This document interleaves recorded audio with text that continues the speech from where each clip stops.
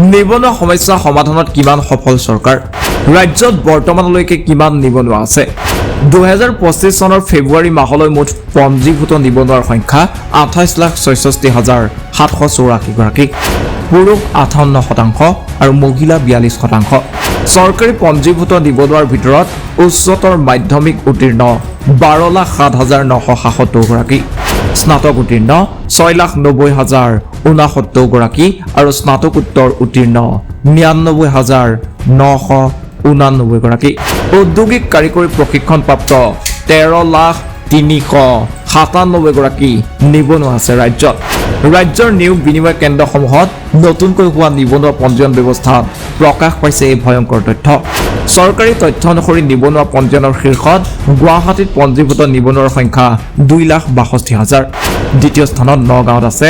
1,14,000 তৃতীয় স্থানত নলবাৰীত 1,64,000 ৰাজ্যৰ আন নিয়োগ বিনিময় কেন্দ্ৰসমূহত পঞ্জীয়ন হোৱা নিবনুৱাৰ ভিতৰত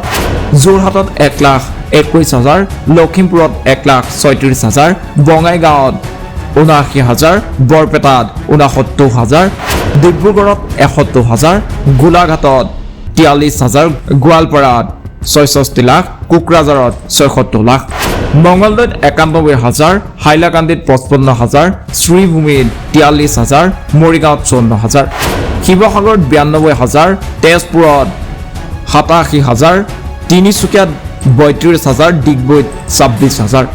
ডুমডুমাত 32,000 ওদালগুৰিত 4,000 গোসাইগাঁৱত 24,000 হাটশিঙিমাৰীত 19,000 নিবনুৱা আছে ইয়াৰ বিপৰীতে হোজাইত 49,000 নাজিৰাত 14,000 ৰামকৃষ্ণনগৰত 16,000 আৰু ৰঙিয়াত আছে 80,000 নিবনুৱা শদিয়াত 16,000 ধনশিৰিত 16,000 বিশ্বনাথত 68,000 আৰু বোকাজানত 10,000 নিবনুৱা আছে দুলিয়াজানত 37,000 হামৰেনত 23,000 জাগিৰোডত 19,000 আৰু জোনাইত আছে 22,000 নিবনুৱা